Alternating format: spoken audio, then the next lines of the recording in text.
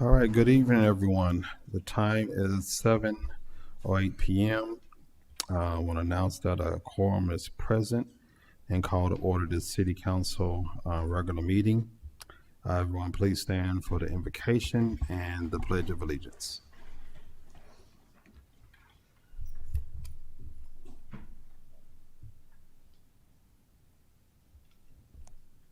Would everyone bow their heads? Dear Lord, thank you for today. Thank you for safe travels for everyone who made it here and those who are on their way. Lord, we pray for those who are sick and unable to come but wanted to be here. Tonight, we ask you give us grace and guidance as we conduct tonight's meeting. Bless our hearts and minds as we make decisions in the best interest of the city. Bless our residents, all those who work with the city, and the leaders of the city. And beginning next week, our students and families who are returning to school. In Jesus' name we pray. Amen. I pledge allegiance to the flag of the United States of America and to the republic for which it stands, one nation, under God, indivisible, with liberty and justice for all. All right, you may be seated. Jumping right on in for our agenda today, we have public comments. We have two today. Both are 3 minutes apiece, and comments will be taken from audience on non-agenda related topics for 3 minutes, not to exceed 3 minutes. Please understand that notice action or discussion may be taken by council during public comments on non-agenda items. So first up, we have Mr. Jeff. Come on up, sir. And I think I'm the first one to use the new microphone. Mayor and council, I'm Jeff Stensland. I am a Place 5 Planning and Zoning Commissioner, but I am addressing you tonight in my personal capacity as a proud resident of Manor and someone who is a strong advocate for our community's future, and specifically to item 5, which is the specific use permit related to a medical office facility near our future new downtown. This parcel was annexed in after 2013, and that's a key point in tonight's discussions. As you will see, there was an agreement that was originally negotiated with this ESD 12 to allow for sales tax revenue to be received by the city of Manor for parcels that are in this full purpose jurisdiction of Manor that used to have been in ESD 12. It used to have been sales tax revenue for ESD 12. That agreement was backed out of by ESD 12 a few years ago. Council within the city of Manor knows more details on that. We've seen recent issues with the city of Pflugerville back last November trying to reassert its sales tax revenue from its full purpose jurisdictional boundaries with its ESD in its jurisdiction, and that was met with a strong opposition as defunding the ESD.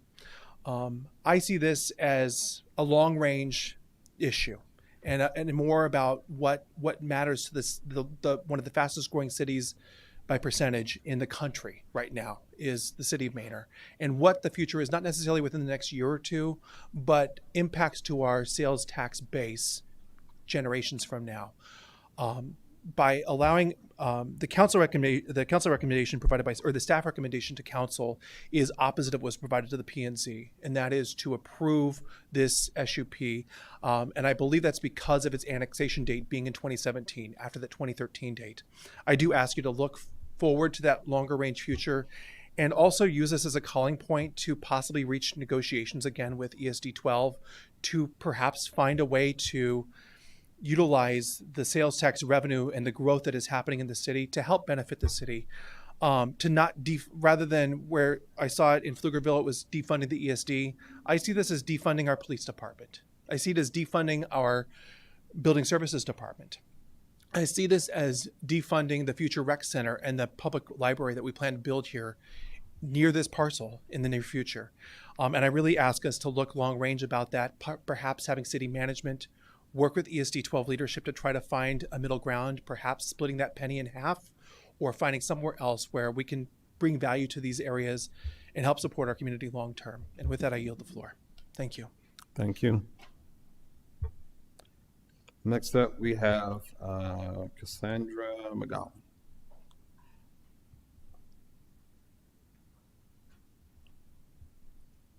Hi, good evening, everyone. My name is Cassandra McGowan. I am a resident of Manor. I've been here since about 2015 in the Austin area or Travis County since I moved here from Chicago. And so my concern is I live right on William Harrison Street, right off of 290. And there's a big mountain of dirt. I mean, really huge. I don't know how tall, but it's very large. It's blocking my view out of my kitchen window. My family is concerned about my safety in case something should happen as far as rain or floods or anything because of what has been happening in Kerrville County and Texas area. Anything could happen these days. So this mountain of dirt is very concerning to me and my family as a senior citizen. I live alone. I sometimes don't even look out of the window for breakfast or anything because it's very disturbing and it's stressful. So I want to know from the city of Manor or this council, who granted permission? Were we informed? Or maybe I wasn't at the meeting because this is my only second time here.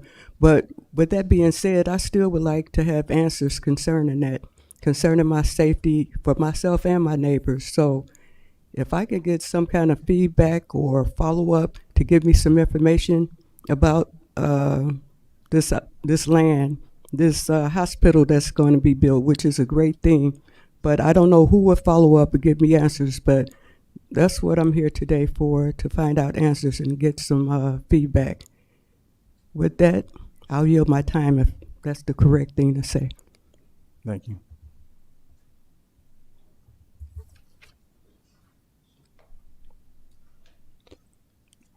All right.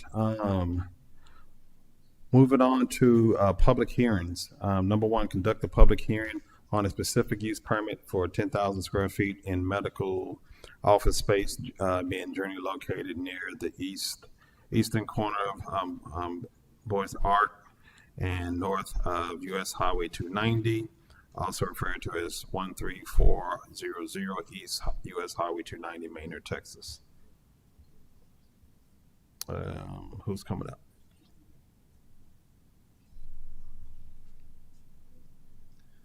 Mayor Council, Michael Burrell, Development Services Director for the City of Manor. Pardon me, I was speaking with our concerned resident. This specific use permit, thank you. This specific use permit is for a medical office. This item was brought previously to the council for consideration, but I requested that we leave the public hearing open and postpone the item to do a bit more due diligence, particularly pertaining the annexation date versus the, I won't call it, this incident we're dealing with, the ESD 12 pertaining to sales tax and how that is split when certain properties were annexed. This property is one that we currently do not reclaim sales tax on, so the initial recommendation of denial came from a place of allowing for a sales tax applicable business or high sales tax generating business to go on this lot, but we do not claim it in this area, so it's a non-issue at this point in time. So you're asking that we leave the public hearing open? No, we left it open last meeting Okay. to allow me to do further due diligence. Now we can continue knowing that we do not claim sales tax for this particular property. Okay.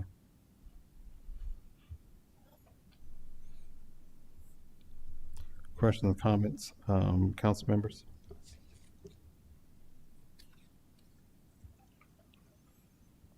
Besides what we heard today, is there any other comments that you received from any other residents that were reached out to? I was reached out to, but it was primarily to inquire about why they received the notice. And it's just to explain that we're required by law to send out notice to property owners within a certain range. There was support for a medical office also, but that was the extent of the communication I received.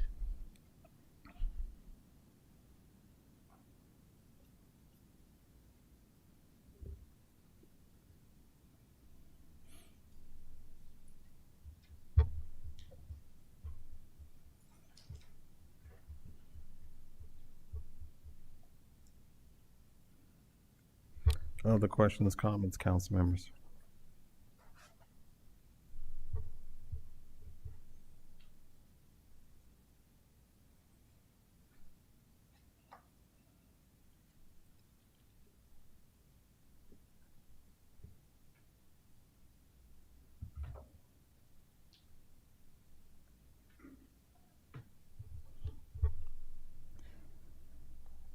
Mayor and Council, I'd like to make a motion that we close the Wait, public. wait. Yeah, I'm making sure I give everybody a voice before. Yeah, before we close. Before I ask my question. Yeah, I'm sorry. Anyone else have anything? I do have some questions, so just so I'm understanding. We postponed to this week to study the tax situation, and because of that part, we're recommending. We have the language recommendation says approve, but the X is under disapprove. That should not be there. My apologies for the planning and zoning recommendation was denial, but for further clarity, it should have been left blank for the public hearing. Okay. Well, no, I'm trying to understand. This is public hearing. I'm trying to understand because I've already read ahead on item 5, and so I'm just trying to get clarity on in the public hearing what our recommendation is based off of what you discovered. Decision. No, I understand what the public hearing is. I'm not asking for a vote. I'm trying to understand what staff's thoughts are about it since it's been brought up in public comments, and we held the public hearing for the due research. And so I'm asking in the public hearing, what is staff's recommendation? Because in the item 5, that says the language says approval and disapproval. So I want to know what you all's, so that it's clear, so we have clarity and council can have more conversation if they need to have it right now before we get to item 5. That's what I'm trying to see. Yes, sir. We're recommending approval because currently on this lot, there's already this is next to Presidential Glen, there's the presidential storage, and it'll be eventually subdivided. There's currently not medical office in the immediate area. And since we don't claim sales tax, it is a reasonable use to be considered on this lot. Okay. So this bit that we're discussing is for storage? No, ma'am. The lot itself is whole. The specific use permit is to allow for the medical office. The lot will eventually be subdivided, and it'll be 2 separate lots. But as it stands, there's already a non-high sales tax generating use on the property. So it's not foreign to the lot itself currently. Everybody on the same page? Okay. Now, Mayor and Council, I'd like to make a motion that we close the public hearing on item number 1. we have a motion on the floor by Councilwoman Wallace. Is there a second? Second. Second by Councilwoman Weir. Any questions to the motion? Being none, legal, can I ask a question real fast? No, I'll wait till I get to her. No questions to the motion. All in favor? Opposed? All in favor? Opposed? Motion passes. Item number 2, conduct a public hearing on special use permit for a commercial gas station development to include 8 MPDs and 4 EV charging stations in the Oak Ridge subdivision on one lot on 4.11 acres more or less, and been located at the northwest intersection of Old Maynard Taylor Road and FM 973 Maynard, Texas. Yes, sir. Mayor Council, this item was requested to be pulled by, or not pulled, but leave the public hearing open and postpone the regular item by the applicant so we could have further discussion surrounding the recommendation of staff for the regular agenda item. Staff is still standing firm on the recommendation of denial when we do get to that item. However, we are negotiating other potential benefits of different things on this lot as well as others within the city. But the recommendation, once we get to the item, is still denial. Questions, comments, staff members?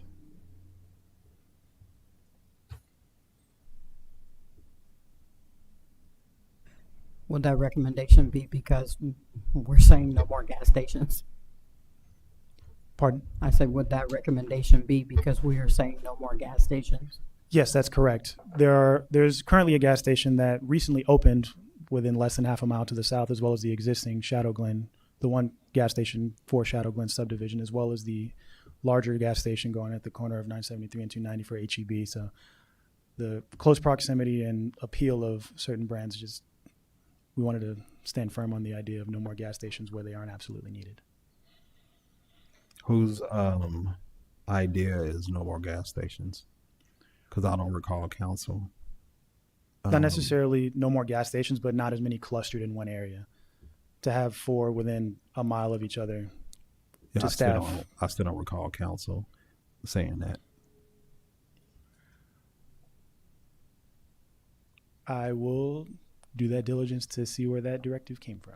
I was under the impression that excessive amounts of gas stations, at least in close proximity along major corridors, was not appealing. But that can certainly be revisited. Well, I mean, if we're talking about from an economic standpoint, and it's not, if we're talking about it like it doesn't meet our land use maps and those kinds of things, and we've designated certain areas to not do this and that as a council, then I think that's a good information to follow. I'm asking because I don't recall us sitting down and saying, and I'm not saying for or against. What I'm saying is I just don't recall us saying something should not happen because of proximity. The Okra property, I do not have the annexation date at the top of my head, but I can easily find it. So that's why I'm just seeking clarity, because we have to be mindful of the words and the things we're saying. And so if we're saying that that we make decisions based off of proximity, then we have to that would have had to come as a recommendation to staff in regards to how we're going to adjust from our future land use map, comprehensive planning, and those kinds of things, so that we can like institute that. And Yes. I don't recall that we've said that, so I just want to make sure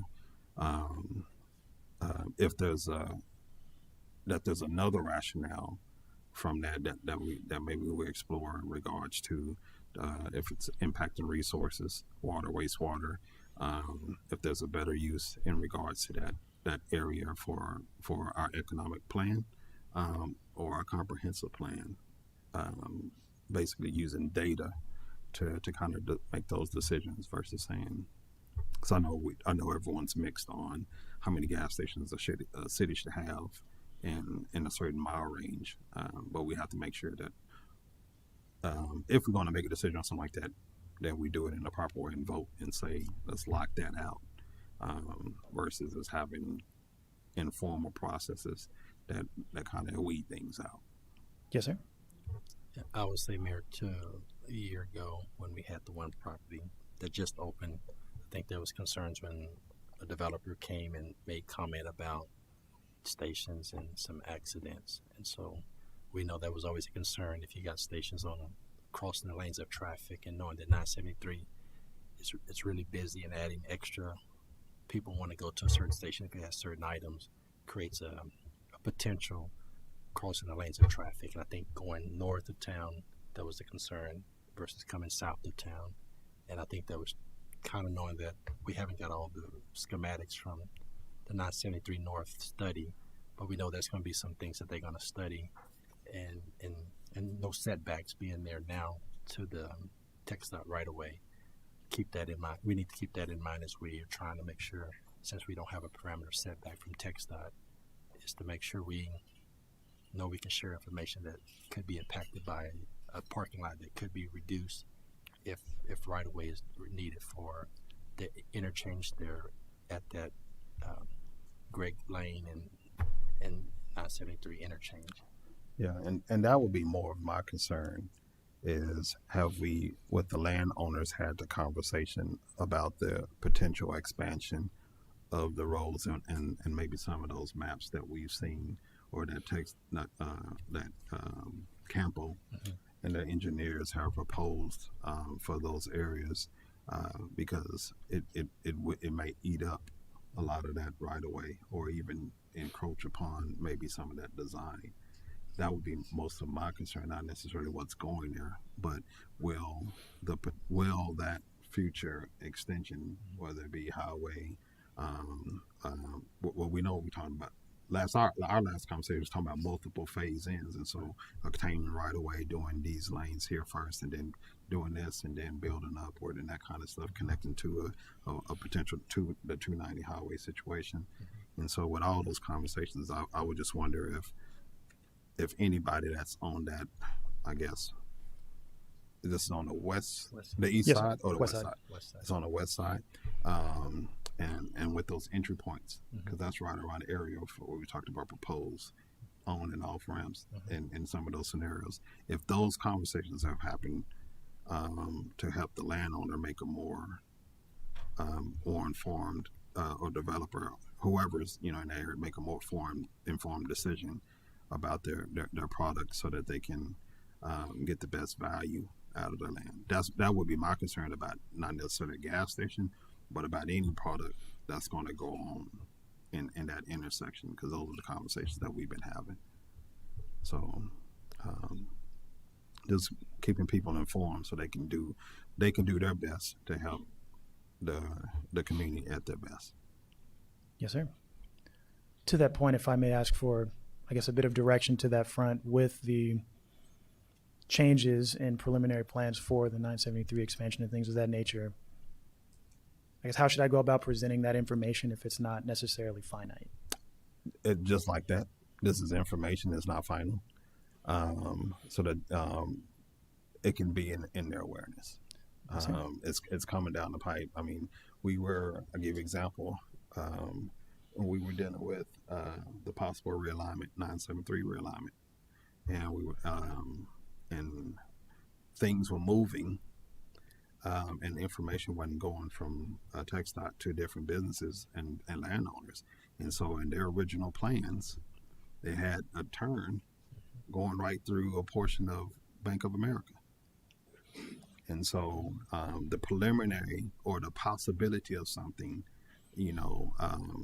I think is an opportunity to give some courtesy information with people that want to do business with us. And then they can make the choice, but at least they can be informed that, hey, this might happen. So you may want to consider a certain amount of setback. It's kind of what we did for many years along 290, because we knew what we were trying to do at 290 and 973. And so we started telling people, hey, if you're going to build here, you might have a setback, because these are the conversations we're going to have with TxDOT, Campo, CTMRA about a highway through here. And now that feasibility and environmental study's been done, we hope that people have set back far enough for that. Yes, sir. So it's not committing, it's just giving people information so they can make an informed decision on the direction that they're going to go. Other questions or comments, council members?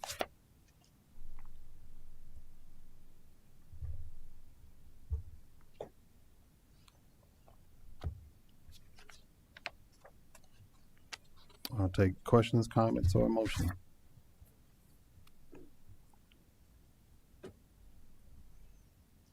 Have you had any comments from residents that you had to reach out to that were in the area so far? Not pertaining to the gas station, particularly because this area, there aren't any homes built on it yet. So pertaining to actual property owners, there weren't that many to notify. Most of them weren't even actually in the immediate area.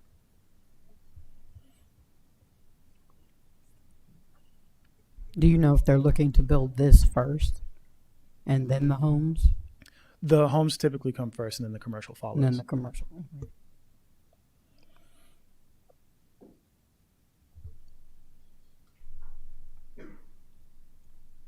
And just a reminder for council, in the preliminary conversations we had with the developers on there, we did have conversations about commercial being on that frontage, as a desire, to bring, for whether it being for sales tax or just to have more of a draw versus just being straight residential. So, that's definitely keep that piece in mind. And I think we did have the conversation about, you're right, we did have a conversation about the turning intersection pieces, but that part I think was closer to the Charlotte Glen entrance by the existing gas station. And hence that was the reason why we were excited about the gas station going over there by Compass Rose, because it gave an option for people to not have to make that dangerous left. And it allows for people to stay right. And I think there's a space to further explore data-wise, looking at the trips, the traffic trips, and the capacity of the 16 gas stations on 973, to maybe use that data to make a determination, or just for internal, for your department, just kind of explore that information. When you have 60,000 trips on 290, and you have a growing number of trips on 973 by 27,000 and growing, right? Then, kind of looking at other, TxDOT has a map where you can look at trips and you can look at proximity of gas stations and those kinds of things to determine maybe a more structured and formula way to create maybe a policy or ordinance that you can bring to us for that kind of information. Say, okay, hey, we've looked around in our immediate area and we're seeing that when traffic trips are between this range and this range, a good rule of thumb is to have this many gas stations. When the traffic trips are this low, this is maybe a better rule of thumb for that. So that might be something just to explore as a team, and then maybe get that data, then bring that back as maybe an ordinance, so that you can have some teeth from us for and for planning and zoning to be able to utilize.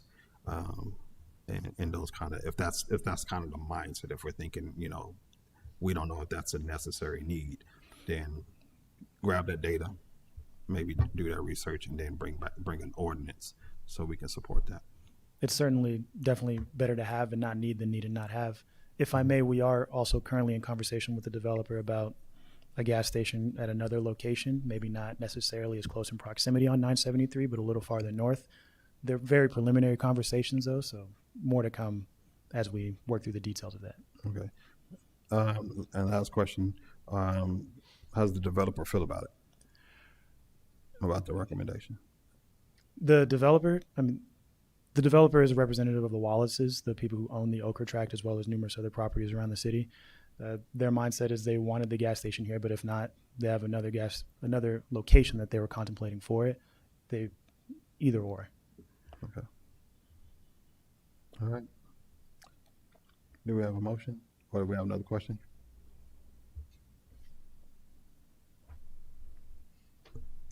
Mayor, Council, I'd like to make a motion that we close the public hearing on item number 2. We have a motion. Oh, yes, ma'am. Mayor, council members, Shruti Vanaparthi, Assistant City Attorney. We would need a motion to keep the public hearing open, as the developer is requesting for the public hearing to be kept open until the next council meeting. Okay, so we're not going to do this item then tonight. Is that correct? I said, so that means we're not going to do the item tonight because We're going to keep it open until the next council meeting, so we'll need a motion stating the same. Yes, item 6 will be postponed. To the next.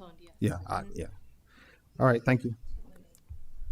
We'll put it, It's August the 20th. Is that the next try one? to squeeze it in on the 3rd, but I'm fine with September 20th. I do not believe so if we're leaving the hearing open. So it does go back to No. No. If we leave, Okay. leave the public hearing open, it wouldn't have to be. September 3rd? Yes, sir. Okay. Okay, Mayor, Council, I'd like to make a motion that we leave public hearing item number 2 open until our September 3rd council meeting. All right. Thank y'all. We have a motion on the floor by Councilwoman Wallace. Is there a second? I second. Second by Councilmember Moreno. Any questions to the motion? Being none, all in favor? Opposed? Motion passes. All right. Next, we have a report, fiscal year 2023 Community Project Funding Grant Agreement Update. Mayor, Yes, sir. yeah, Mayor, Council, I wanted to bring this item before you to let you know that we've completed all the necessary requirements for the grant that we received from Congressman Kassar's office. It's for $850,000 for the ground storage facilities that we're going to be built off Greg Maynor, and so we wanted to, again, acknowledge their support for our project that we submitted. Thank you.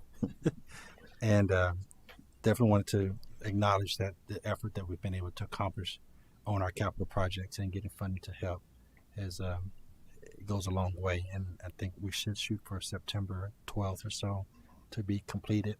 And Congressman Kassar said he would be interested in attending a ribbon cutting ceremony for infrastructure for the city of Maynard.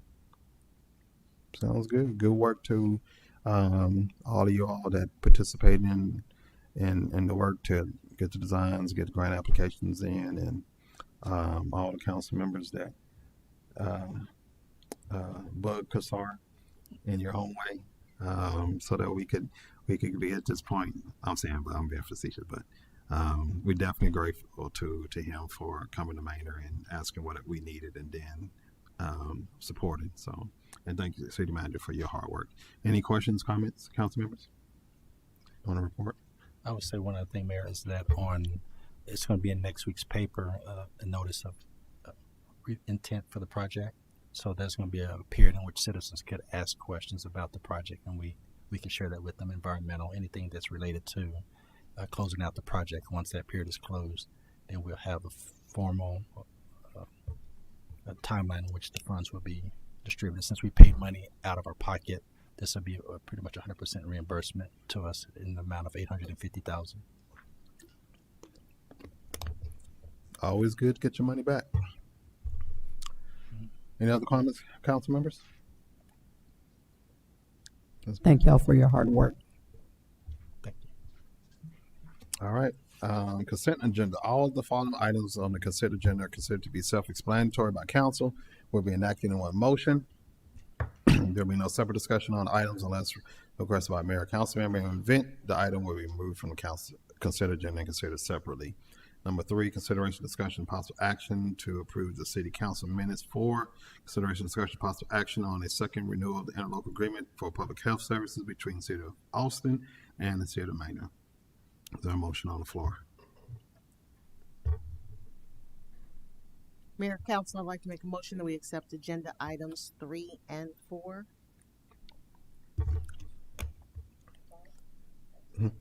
As read. Well, motion on the floor by Councilwoman Weir. Is there a second? I second. Second by Councilwoman Wallace. Any questions to the motion? Not all in favor? Opposed? Motion passes unanimously. Number 5, regular agenda, consideration, discussion, possible action on a specific use permit for 10,000 square feet in medical office space being generally located near the eastern corner of Boys Arc and the north of U.S. Highway 290, also referred to as 13400 East U.S. Highway 290. Yes, sir. I am available for any questions, and we also have the developer's representative in case you have questions for them.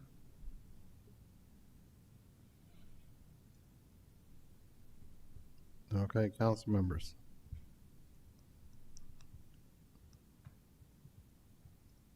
I'll take any.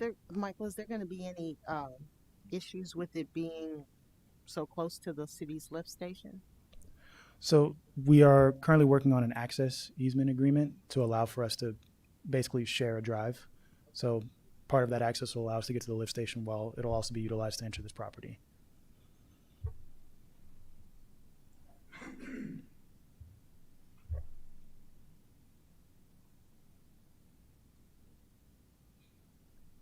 Other questions?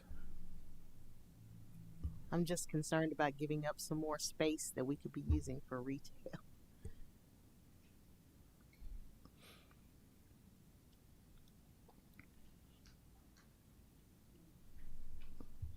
Can you tell us again why P&Z voted to deny this? I was under the initial impression before I did my additional research that this property was sales tax eligible for the city to claim that revenue, but after further research, it is not. But they operated under that information. It was a denial because it was going to be a loss of sales tax opportunity. Yes, sir. What kind of medical offices do you know specifically? I do not, and I believe there is not one specifically yet. Please state your name. Brian Baca with Advantage Construction, represent the owner that will be developing the project. And they're in talks with several different groups that are looking for between 3,000 and 10,000 square feet of space. So it could be several smaller medical groups or one larger one. It's on the west corner or east corner? East. East side? Southeast of the lot. Okay.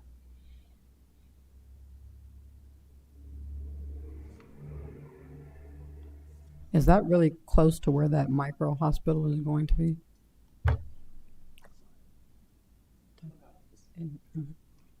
It's a little farther to the east, about a mile.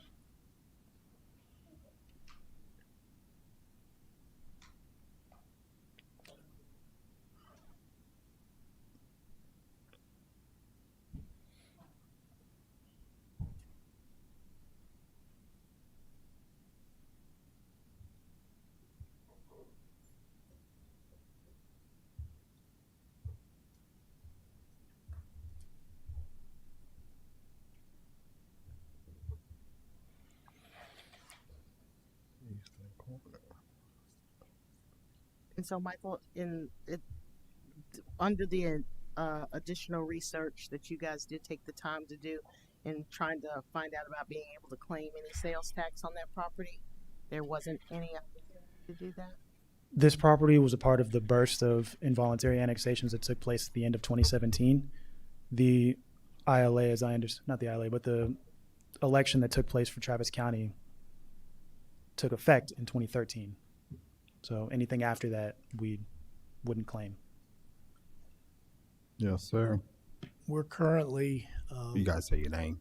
Scott Jones, Economic Development Director, City of Manor. We're currently in discussions with ESD 12, and the city manager can elaborate on this, but we've approached ESD 12 with an interlocal agreement, and we're in discussions with them about in a second rendition of that ILA, in discussions with them about trying to get some split sales tax revenues with them. And if that comes to pass, then, and it's been suggested that the first rendition of the ILA they didn't like, and that was kind of a blanket ILA that we put before them.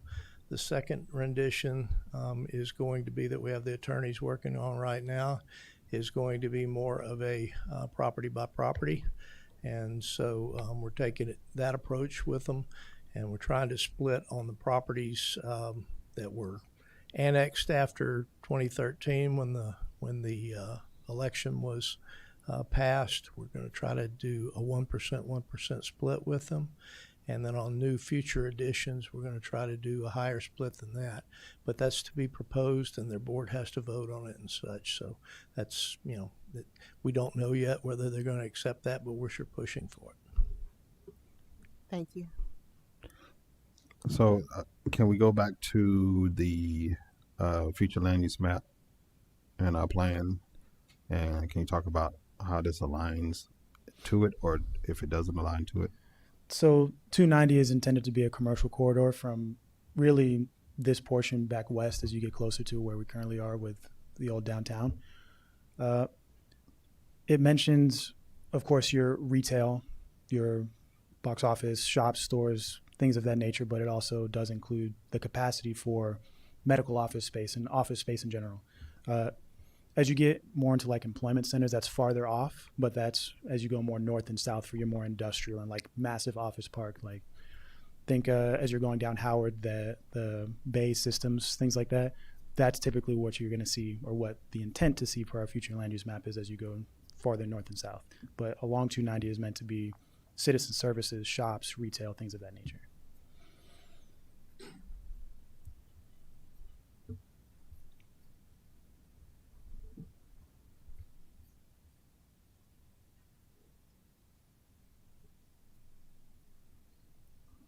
I can say that one of the things that I am hoping for with spaces like this is that we get more of the specialty clinics and things of that nature, because a lot of our people have to travel into Austin for those types of things, and it would be easier if we had more of that available here.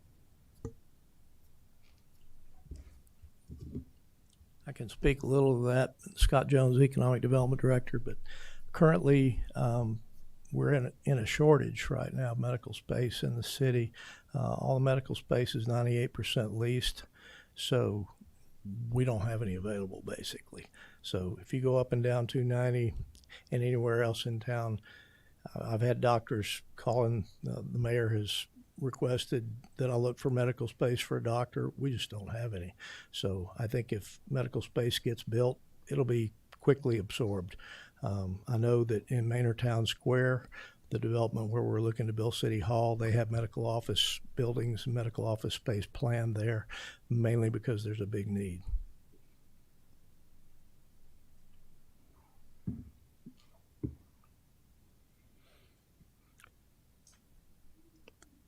I just need a little bit more clarification. I'm just trying to see exactly. Are we talking about when we're talking about on the east side of Bodog? Is it on the frontage of 290 or on the Bodog side? It's on the frontage of 290, directly east of our lift station. That's why we would share the access. Okay. Whatever goes there, we'll have to have some sort of joint access easement, but Okay. it's Right. at that corner. Okay. Thank you. And there will be a turning lane into these medical offices. That is entirely dependent on what TIA. TxDOT may require them, TIAs. Yeah. We haven't done TIA yet. Correct. We have not done the TIA yet, right? Because we're No, just sir. doing the permit part. This SUP essentially allows them to apply to have a medical office there. That things of that nature will be handled with the site plan submittal.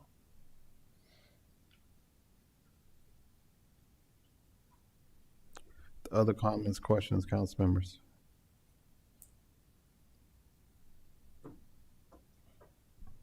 No question. Mm-hmm. You guys were talking about it earlier. I guess it wasn't more from our economic development side, but did y'all receive any data or justification for this space to be used as medical office? Like reason for it to be this versus anything else? Did the city receive anything so that we know? There was a letter of intent provided, but that was the use that was requested by the applicant. And I can speak to that if I may. Mm-hmm. The developer has been looking at multiple uses for this particular lot, and because of the size of it, it's very small building footprint that can fit in there, and they're always having to balance out how much parking space they have versus how much building, and this is kind of a good mix. But the best feedback that they've been getting is for medical office. They've looked at several other different types of office use. They've had very little retail. People reaching out looking for retail, especially for such a small building footprint. And so that's what they're getting the most feedback for is from medical groups, primarily out of the Austin area that are wanting to move in and open up businesses here locally.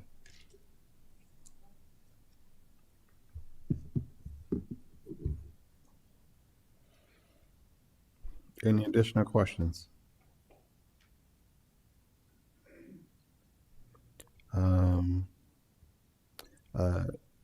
Council members, we did a legislative agenda, I think in 2023, and then re-upped it for this legislative session. And in that agenda, we did talk about attracting more healthcare opportunities to the city. And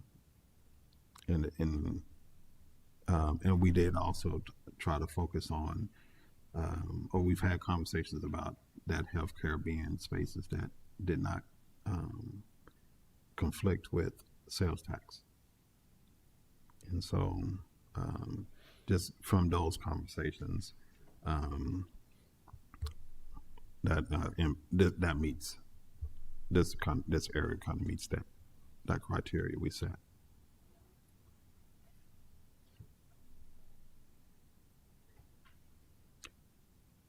All right, well, if there's no other questions or comments, yes, ma'am. Mayor, council members, Shruti Vanderbilt, Assistant City Attorney. I just wanted to let you all know that for this motion, we will need all 5 of you to vote in the affirmative as there is a disapproval from Planning and Zoning. That's what I was going to confirm with you in the public hearing. I said, I'll wait till I do my motions. Okay. Thank you. You beat me to it. All right. I have a question. Yes, ma'am. Just for my clarification, because maybe I didn't understand. Was this the location of that our public comment that Ms. McGowan was talking about where the dirt pile is? Okay, good. That is a property that's in our ETJ that we do not review and permit. I am going to get with her to try to help guide her towards who she can contact with the county to ask questions there, but that wasn't us. I just feel like every place there's construction, there's piles of dirt. So I don't know. I can't identify them all. Okay. But the other part to that question was just, I think you alluded to it a little bit, like with the timing of it being constructed and built in reference to everything else. Is there like a timeline on this in comparison? Because I guess it comes after commercial. Commercial comes second, or is this Well, when? for this is essentially their ability to apply for their site permit. But being as this would require approval from multiple entities, one of them being TxDOT, their process is a little more lengthy than ours on occasion. So what would typically take 2 years for a site plan to be applied for, reviewed, approved, and built, it may take a little longer as there are other entities that you have to get approval from.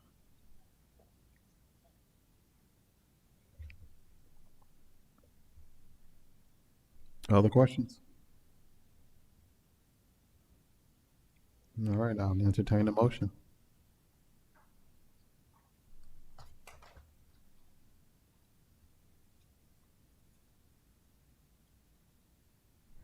Mayor Council, I'd like to make a recommendation that we approve a specific use permit for 10,000 square feet in medical office space being generally located near the eastern corner of Boys D. Arc and the north of US Highway 290, also referred to as 13400 East US Highway 290, Manor, Texas. We have a motion on the floor by Councilwoman Wallace. Is there a second? I second. Second by Councilman Moreno. Any questions to the motion? Any questions to the motion? Being none, all in favor? Oppose? Motion fails 4-1. Do we need to do, so it ends, or do we need to, it's done, gotcha, all right. Moving on to item number, let's see.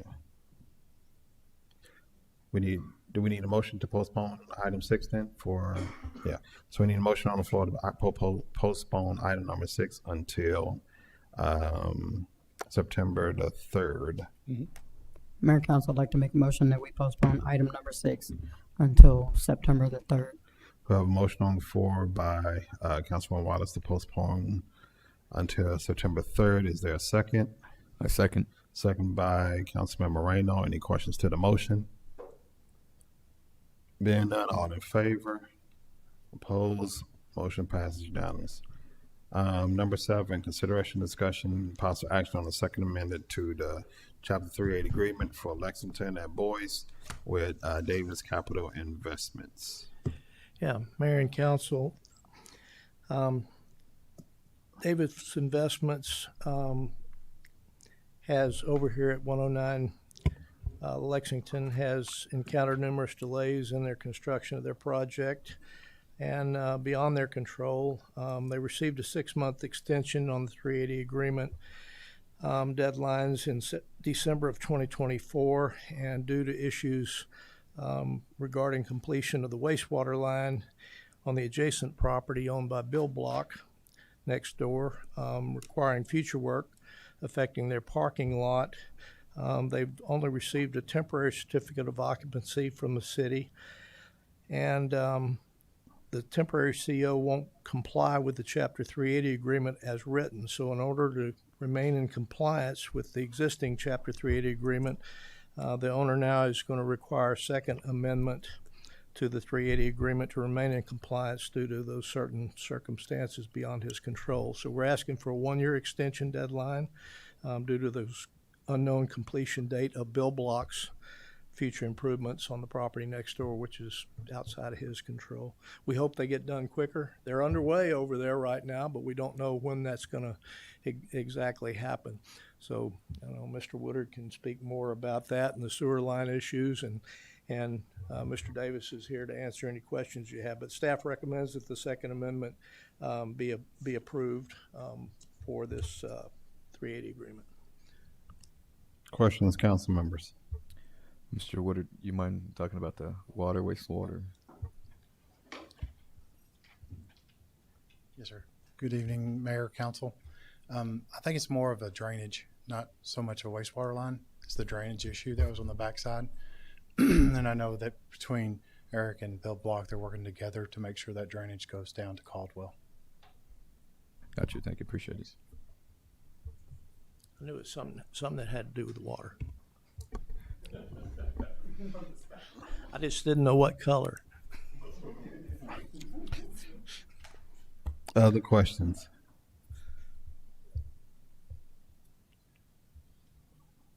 Do Is we that- have faith that the 1-year extension will be enough? We certainly hope so. I mean, they're supposed to have, they have one of those buildings over there. I think it's the one closest to him. One of those buildings has a 1-year agreement on their 380. One has a 2-year and one has a 3-year. So I'm hoping it's the one closest to him, I believe, has the 1 year, and that's all they have. Mayor, Council, Michael Burrow, Development Services Director for the City of Manor. Development Services has been working both with Mr. Davis and Build Block to kind of help facilitate the collaboration of getting that alleyway paved properly. We can certainly give that push in the direction to prioritize this because, one, we want to get these projects completed, but two, we also want to ensure that the neighboring properties aren't adversely affected, hence why this came up in the first place, even though it's something that wasn't previously foreseen. Okay. Thank you. Thank you. Other questions?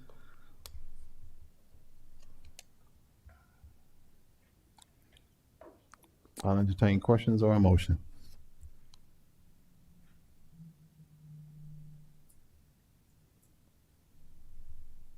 Yes, ma'am. I just want to know. Sorry. I guess it sounds the postponement. I hope that everything gets done. That doesn't prevent it from opening and starting. Does that delay any of that? No. And I guess what is it called when you have people come in? Occupancy. Thank you. Currently, they have a temporary certificate of occupancy, which does allow them to open, operate. They can have people move in, stores, all types of things. That doesn't stop them. The official certificate of occupancy is more so for the financial side. Certain banks won't allow you to do certain things unless you have an actual CO, because with a temporary, it can be revoked. Not that we would, but they do expire, and we can take them back if something were ever necessary for us to do that. But he can operate.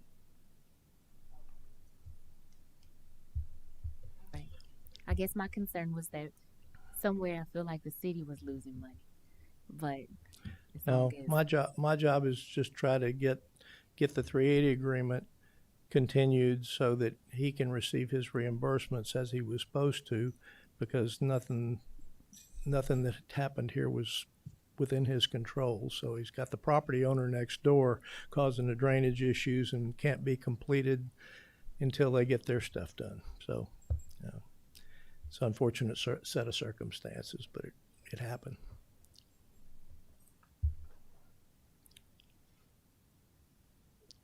Other questions? Mayor, Council, I'd like to make a motion that we approve the Second Amendment to the Chapter 380 agreement for the Lexington Ag Voice with Davis Capital Investments LLC. A motion on the floor by Councilwoman Wallace. Is there a second? Second. Second by Councilwoman Weir. Any questions to the motion? No questions to the motion. All in favor? Opposed? Motion passes. Thank you. Thanks, sir.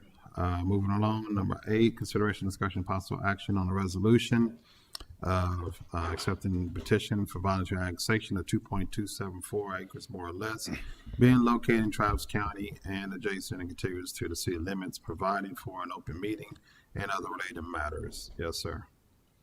Mayor Council, Michael Burrell, Development Services Director for the City of Maynard. This item is setting the public hearing for an additional lot to be annexed for Lone Star LLP. It's Lot 7 of the Maynard Commercial Park. It's directly across the street from what's now Lone Star Electric. They're looking to add an additional lot to their operation so they can utilize it for storage and things of that nature. But our permitting process is a lot easier than the county, so they're trying to work with us. Questions, comments, council members? And did you want to say anything? Okay. He said he's available if he needs to be. Questions, comments, council members?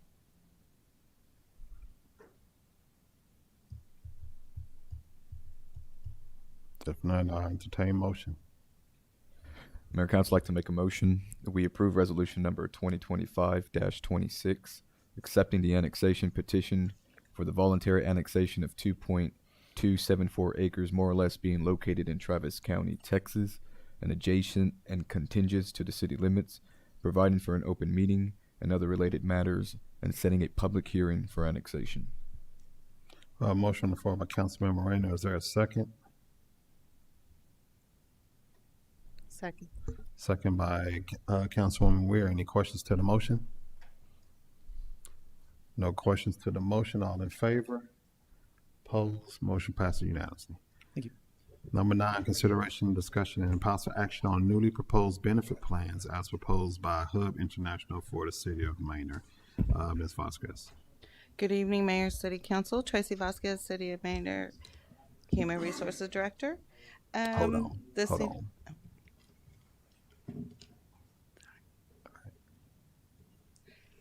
All right, there you go. As you know, back in June of 2024, the City of Maynard and Hub International partnered together in analyzing and reviewing health benefit plans that best suits the city. And we have Hub International tonight. We have Mr. Brett Bowers with us. He's going to go over some of the medical benefit quotes and a Hub presentation to show you the difference on what we can save this year. All right. Good evening. Good evening, sir. Council, how you guys doing? Doing well. Awesome. Thank you. My name is Brett Bowers. I have the privilege to serve the city of Maynard in the capacity of your employee benefits consultant.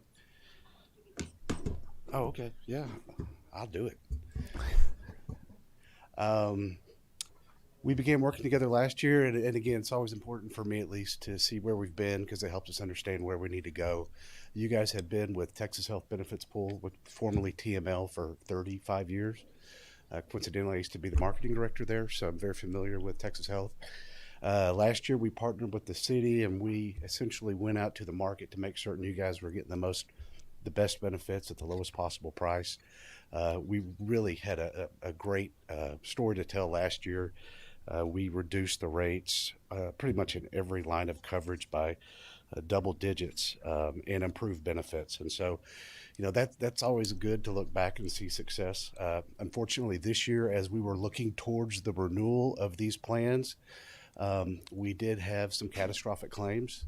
And so the way that looks is if we looked at your what's called a loss ratio, your claims divided by your premiums, you guys had a 142% loss ratio, which means you had a lot more claims than premiums. And that really sets you up very poorly for a favorable renewal. Knowing that would be the case, we proactively did another RFP on behalf of the city of Maynard. One interesting fact about that claim, it wasn't to repeat. It was an incident.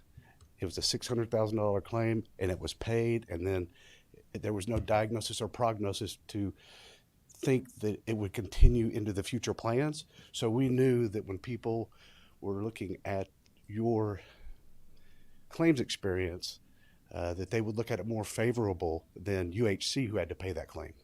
Does that make sense? And so anyway, as it turned out, that was a good idea. When we did get UHC's renewal, that was a 25% increase. Obviously, we worked on behalf of the city and kind of negotiated and used the RFP information to kind of leverage that to get that increase down.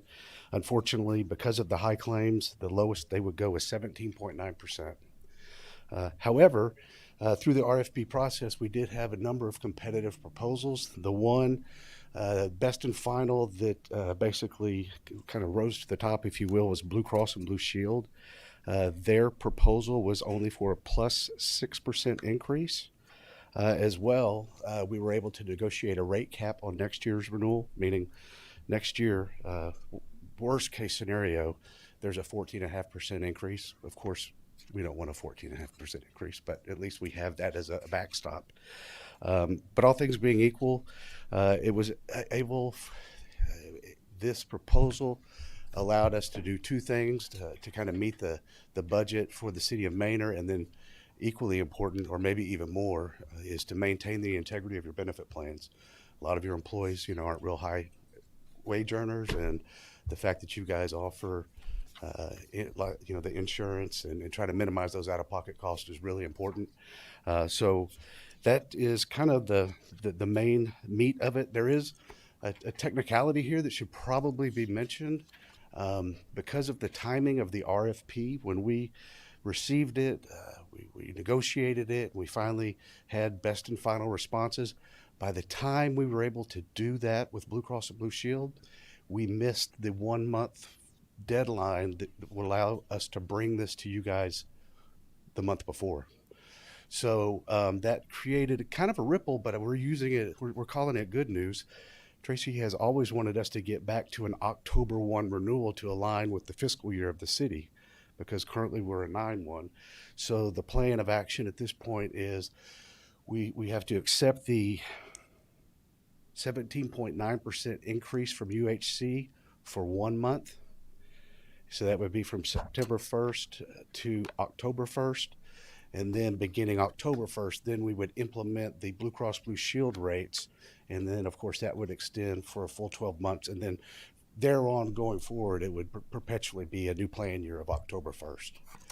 And then in regards to the other plans, there really is only one notable comment to make, and that is the fact that when we went out to bid last year for your medical, your dental, your vision, your disabilities, we were able to secure a multiple year rate guarantee. So those rates and those benefits are locked in, and so there's literally no change at all on anything except for the medical. So at the end of the day, to summarize all of my ramblings, we're hoping to get council's approval to renew with UHC for 1 month and then move to Blue Cross Blue Shield in October, thereby changing the plan year. And at the end of the day, it's going to be a 6% increase to the medical cost and maintain the integrity of the current plan. Thank you, sir. Yes, sir. Questions, comments, council members? I'm not familiar with the tech credit. Oh, yes, sir. Yes, ma'am. So last year, when we moved from Texas Health to UHC, we knew that we wanted to implement an online enrollment and eligibility platform for the city. And what that does is every time you get a new hire, you type it into the system, and then it'll send electronic feeds to UHC and to Renaissance and to Surency and to all of our vendor partners, which keeps HR from having to go into 3 different portals. So we were able to negotiate a tech credit last year of $8,000 to pay for that. And then we have since implemented that system, and that will be live during open enrollment. So going forward, it will do file feeds to Blue Cross and to Renaissance Life and so forth. Because we've already implemented that system, there were no tech credits available through Blue Cross Blue Shield. But again, that's where we were able to get the rate cap kind of in lieu of a similar type of implementation credit. Thank you. Mm-hmm. Will employees have to switch doctors and pharmacies and stuff like that? You know, that's a great question. UHC and Blue Cross Blue Shield are the 2 800-pound gorillas in the industry. Their overlap is probably 97%. When it comes to all the hospital systems, there will be no disruption, but there could be some specialists, some ambulatory urgent care centers, but nothing that would really cause, I shouldn't say that because you never know, but typically when we do that, we don't see a lot of disruption. Gotcha. Thank you. Sure. For the physician's visits, it says $25 for UHC and $30 for Blue Cross Blue Shield. But on UHC, it says 0 for children under 19. Yep. So UHC is very unique in that regard. And man, I wish all the other carriers could get as innovative as they have done in that specific way. But so UHC for dependents under the age of 19, there's no copay associated with a primary care physician. But that is unique to UHC. Aetna doesn't have it, Cigna doesn't have it, Blue Cross doesn't have it, TML doesn't have it. I mean, it literally is. That's one of the cool things about UHC that is not able to be duplicated, unfortunately. And we've asked, but their system can't set it up to pay a claim based upon someone's age. So, I mean, it's a system issue.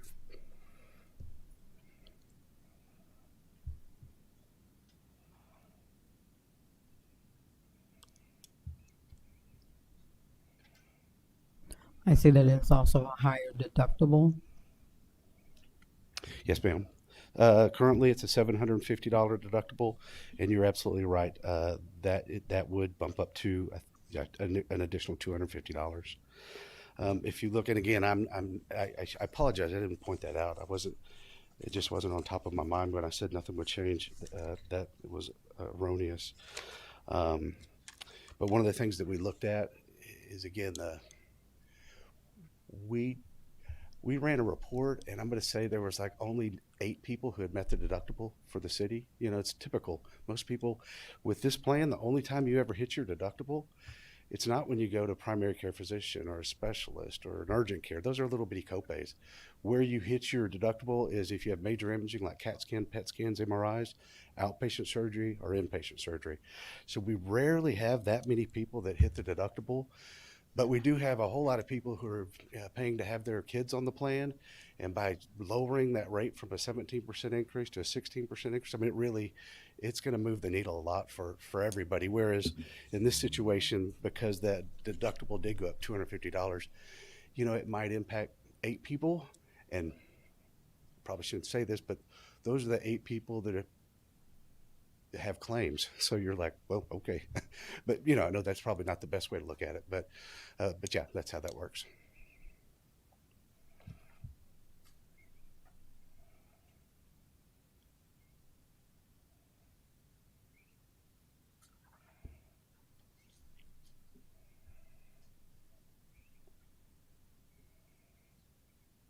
And the in-network for family is higher for the out-of-pocket with the new one? So the way that works, again, it's the different system issues related to UHC and Blue Cross or UHC and Texas Health. The way they filed their fully insured plans is that they have 2 times the family. So let's say you were in a car accident and everybody, you know, in the car was on the same policy. The maximum you would pay for that family would be $1,500 with UHC. With Blue Cross and many of the other carriers, they do 3 times the family limit. So that exposure is a little larger if you were to get into a car wreck, or, you know, you had multiple people in the same family that were going to the hospital. So that is definitely an area that I guess could be viewed as a takeaway. But, and again, I'm not trying to minimize it. It's very rare that we see families hit the family deductible. But if there were multiple family members hitting that deductible, then I guess that could be a takeaway. Yeah. Thank you, Council Mayor. Actually, we have 0 family currently on our plans. We haven't for years. Well, there you go. Made that easy. You said we have what? 0 family. Gotcha. Yeah. Is the employee number correct at 110, Tracy? Ms. Hernandez Vasquez? That was at the time of this, not currently as of, I'll know Monday. We have 2 new hires starting Monday as well. We had 3 this week, the last 2 weeks, sorry. Okay. So it's going to go up. Yeah, so that was just a snapshot in time. Yeah, that was back when we started the RFP.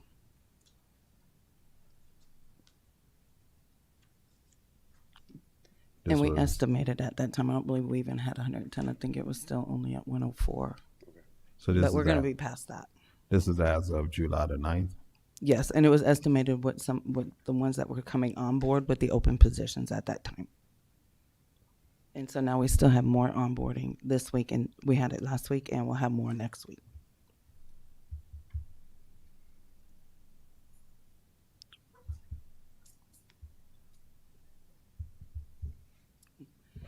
Sorry, one more thing. Also, on current budget that's proposed for 25, 26, we estimated at the United Healthcare at 17.9%. So this will drop immensely.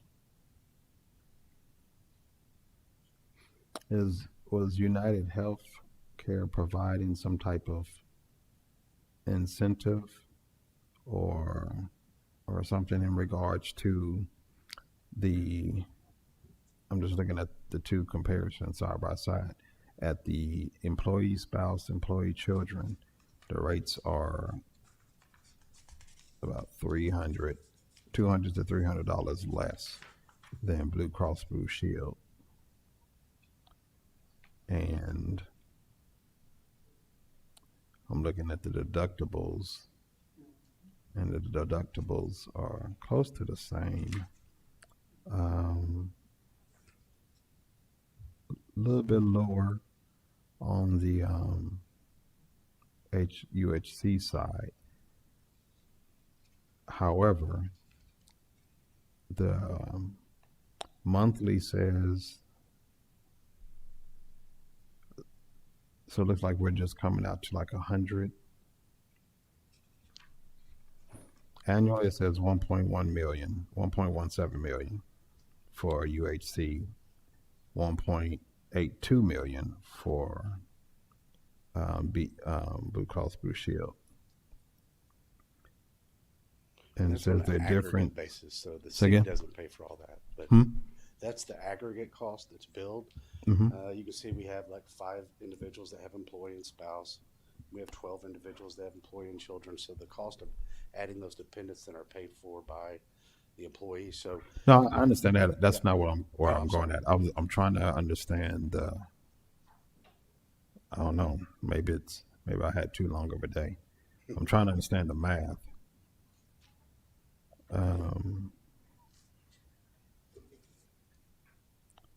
Dollars change, because it seems like Y'all are looking at the paper one, right, where it went to 6%, because initially they were going to only give us an 8% cost increase. Now, as of yesterday, it dropped it down to the 6.1. So Oh, so you have a different copy. I'm so sorry. no, they have it on their books. Okay. But if you on the paper, that's why I gave the paper version, because as of yesterday, we had a new updated.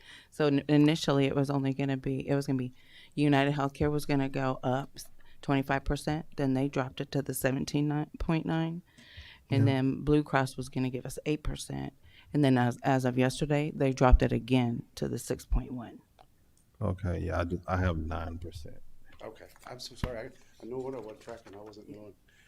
And I could speak just real quickly to the Blue Cross Blue Shield. So you probably, again, I'm assuming it came before council. We implemented a benefit trust. And when you implement a benefit trust as a municipality, you're not subject to the premium tax. And so that's why those Blue Cross Blue Shield rates went down yesterday. It's because we implemented the premium tax. Sorry. Okay, yeah, all right. I see it. There's two things. There's that run rate sheet that has the old one, and then I see the new one. It's not in the same format, so it doesn't stand out. The other one has the full chart of quotes. Gotcha. Yes, sir. And that's what's throwing it off. Is there's a quote chart that shows the side by side for every area. Yes, sir. Okay, I got it. All right, so the math was mathing. It's just a different chart. All right. Other questions, comments, council members?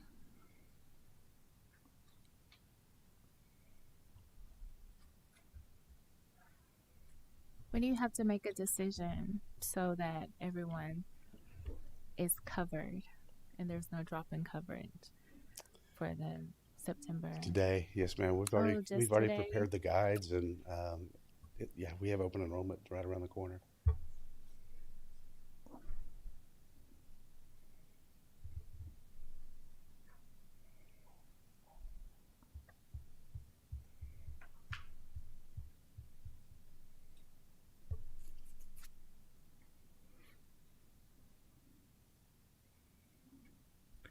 Questions, comments, or motion? Do the numbers change for the employee contribution part for both UHC and Blue Cross Blue Shield? The contribution strategy, meaning the city paying 100% for the employee-only coverage, and then the employees paying 100% for their dependent coverage, that's the same. So that hasn't changed. Because the rates did go up 6.1%, there will be a little bump in the cost for adding dependents.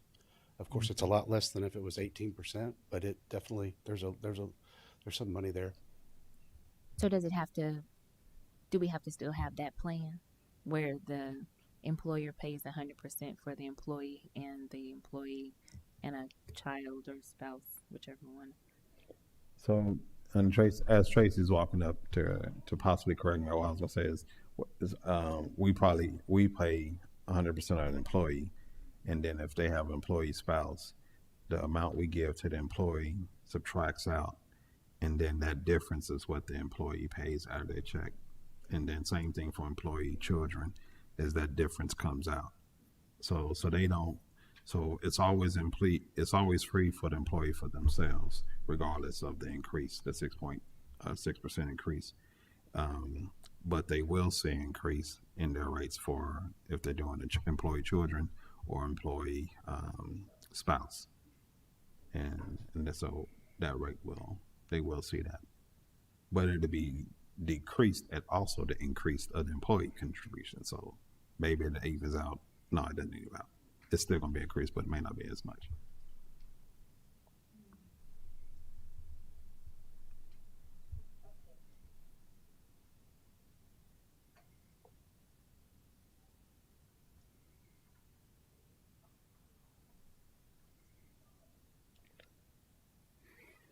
Thoughts, questions? So for tonight, we're doing, we're asking for the language, unless I'm misreading it.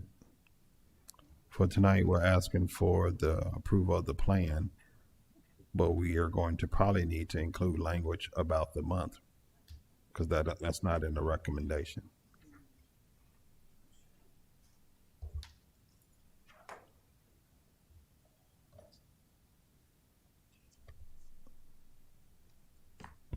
Mayor, council members, Shruti Vanaprati, Assistant City Attorney. We will need language on the month because there are two different plans that are being put in. Okay.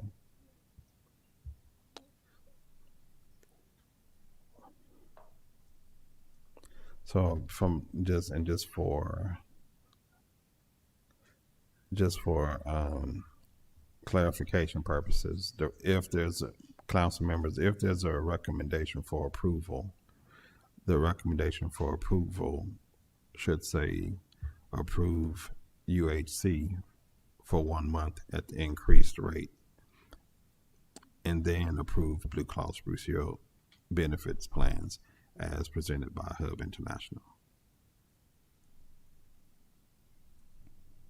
Mayor, council, I'd like to make a motion that council approves the UHC increase plan for 1 month, which would be September of 2025, and then switch over to the Blue Cross Blue Shield benefits plan October 1st of 2025 as presented by Hub International for the city of Manor.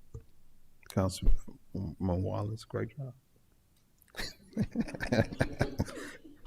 We have a motion on the floor by Councilman Wallace. Is there a second? Second. Second by Councilwoman Weir. Any questions to the motion? No questions to the motion. All in favor? Opposed? Motion passes 4-1. All right. Number 10, consideration, discussion, possible action on resolution creating city internship program, approving, ratifying the city internship program. Who's leading that one? Myself and Moore. You gonna start, sir? Yes, sir. Yeah, Mayor, Council, the item before you is to finalize the internship program that we've talked about the last couple of meetings, and we have the resolution to support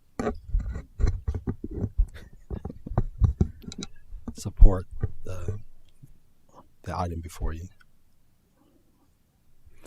All right, questions, comments, council members?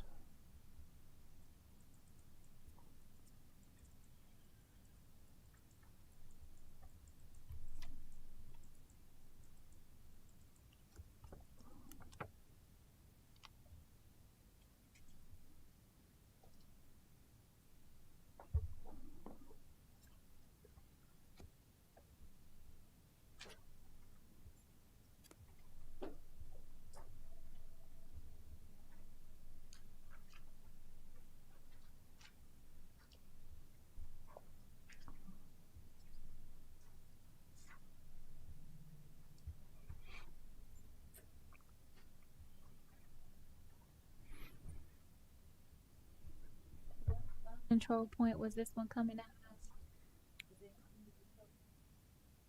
That would be my recommendation.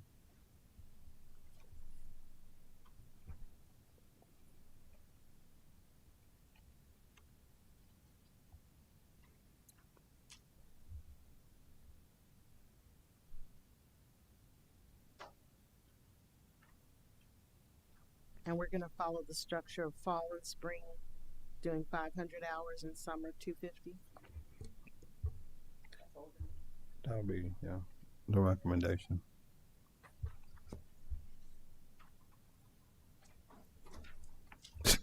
Y'all both got it at the same time. Mayor, Council members, Shruti Vandavarthi, Assistant City Attorney. This is just to ratify the program. It can be brought back once again to be amended. Yeah, everything can come back.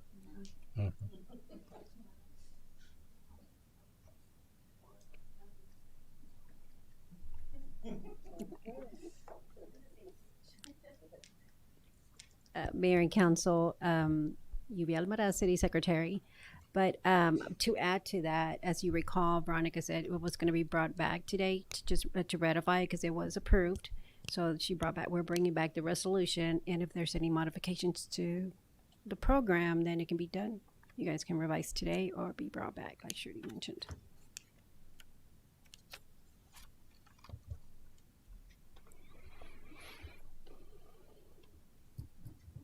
This means that we can advertise and actually bring forth, put a true application out there for people. Mm-hmm.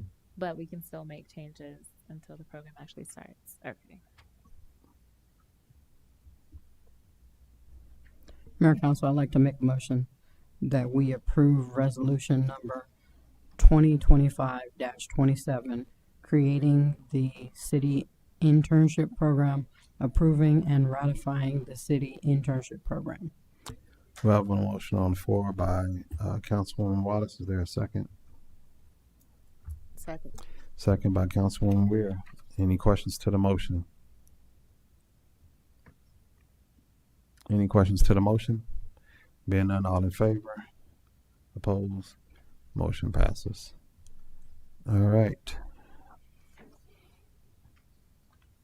City Council will now convene into executive session pursuant to the provisions of Chapter 551 Texas Government Code, according to the authority contained in 551 Texas Government Code.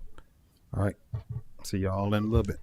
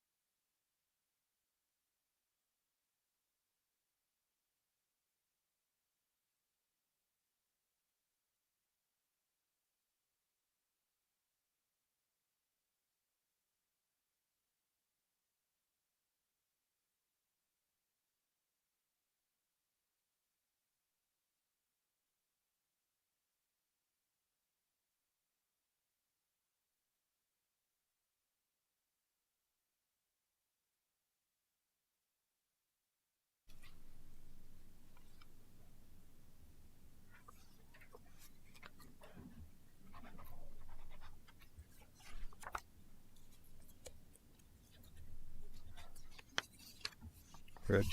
Okay.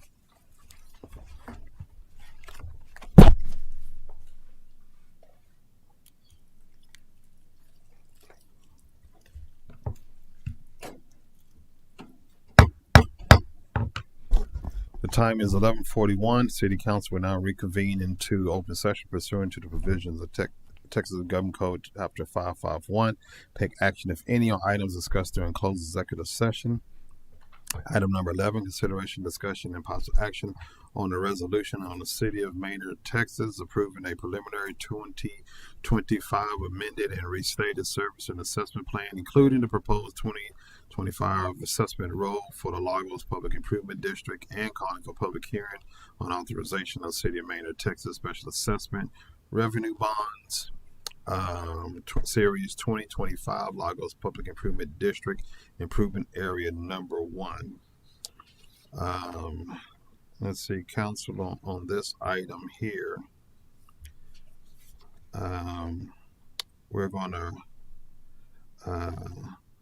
need a motion to postpone until September 3rd. We received some waiver requests, and we want to allow for calculations and an offer to come back from the developer. And I do want to communicate that we are looking at having an administrative fee, and so I want to make sure that we get a chance to look at what the request is with some calculations on something different than what was brought to us today.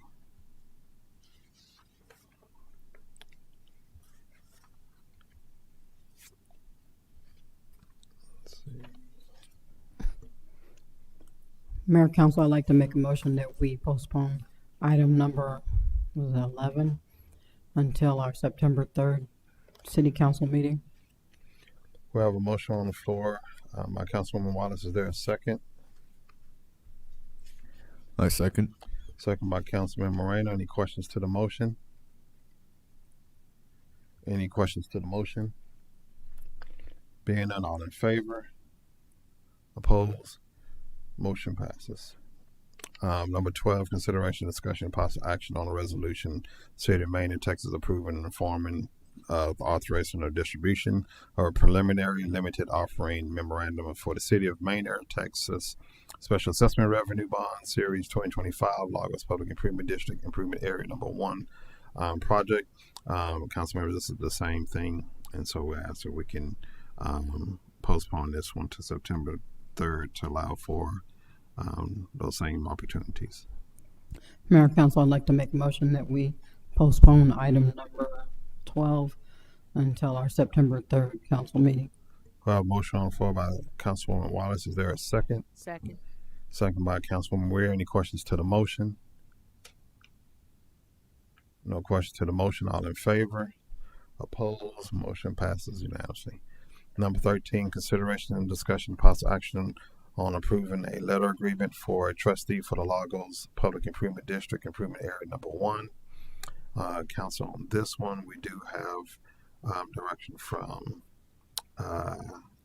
that's from the city with legal review already in regards to approving a trustee for the PID. Is there any questions about that? I'll take questions or a motion.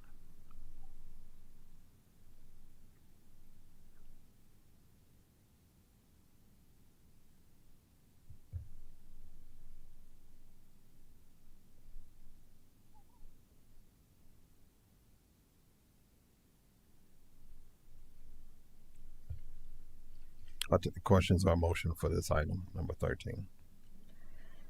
Mayor, Council, I'd like to make a motion that City Council approve the selection of Bank of Texas powered by BOKFE NA as the trustee for the Lagos PID Improvement Area Number 1 and authorize the city manager to enter and execute the letter agreement for trustee services with Bank of Texas powered by BOKFE NA.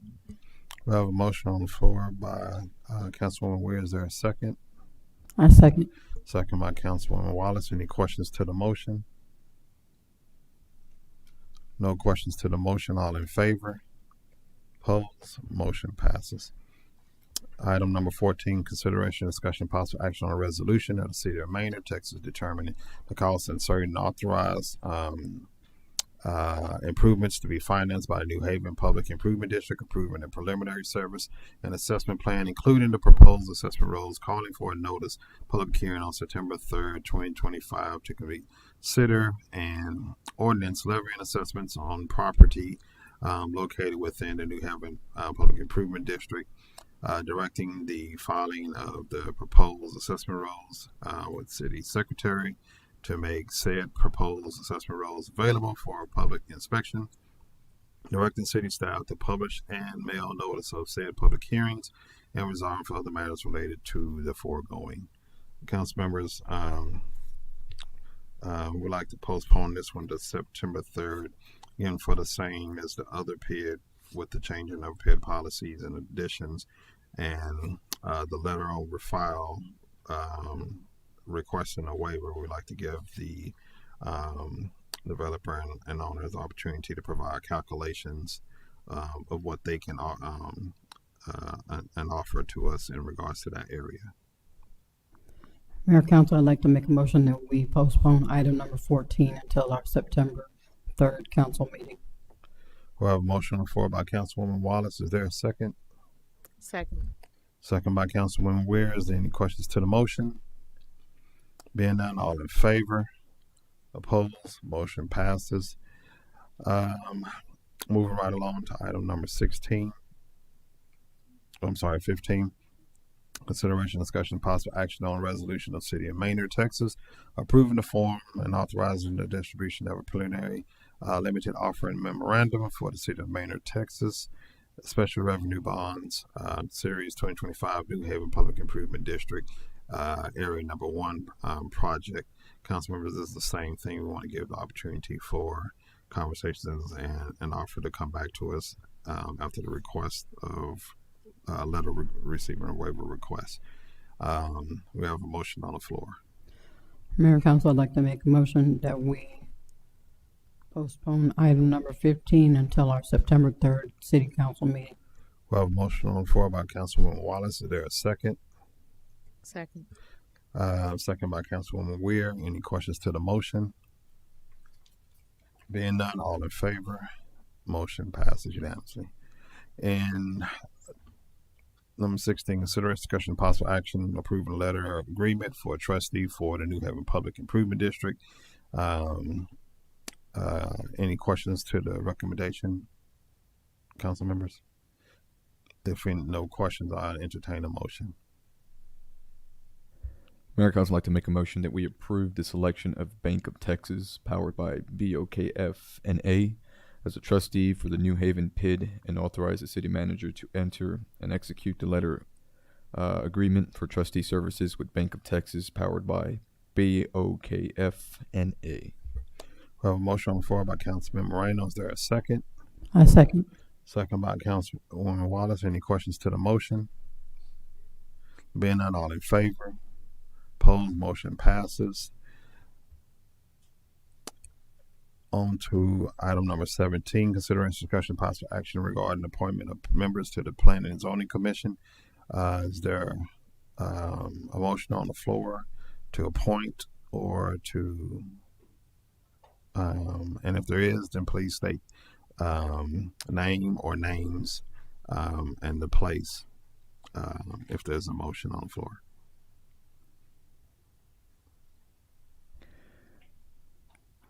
Mayor, Council, I'd like to make a motion that we appoint Nathan Aubert to place number 1 for the Planning and Zoning Commission. We have a motion on the floor to appoint Nathan. We have a motion on the floor by Councilman Moreno. Is it a unexpired term? For an unexpired term. A motion on the floor by Councilman Moreno. Is there a second? I second. We have a second by Councilwoman Deja Hill. Just for point of clarity, we're going to leave off for alternates for now. Okay. Yeah. All right. Any questions to the motion? Any questions to the motion? Being none, all in favor? Opposed? Motion passes. Time is 11:51 p.m. And this meeting is adjourned.